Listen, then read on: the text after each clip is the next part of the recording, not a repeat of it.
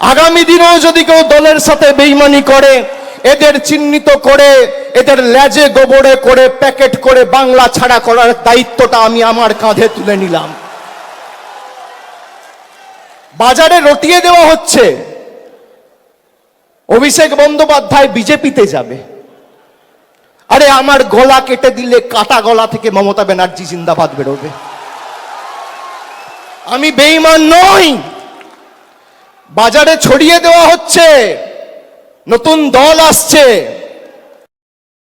যারা ভালো কাজ করছেন তাদের পদোন্নতি করব আমরা, কিন্তু যারা কাজ করেন না, শুধু ভাষণ দেন আর বিবৃতি দেন আর শুধু পার্টিকে সমালোচনা করেন, বিজেপিকে লড়াই করেন না, সিপিএমকে লড়াই করেন না, কংগ্রেসকে লড়াই করেন না, মানুষের পাশে থাকেন না, তাদের জন্য আমার কোনো দয়া মায়া নেই।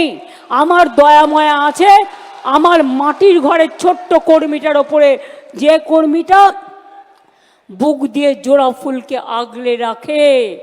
আমার সমস্ত কৃতজ্ঞতা আছে বাংলার মা মাটি মানুষের উপরে, যারা দলটাকে ভালোবেসে সব মিডিয়ার বিরুদ্ধেও দাঁড়িয়ে আমার মা বোনেরা লাইনে দাঁড়িয়ে ভোট দিয়ে বলে তৃণমূল কংগ্রেস জিন্দাবাদ, জয় বাংলা, বাংলাকে রক্ষা করতে হবে।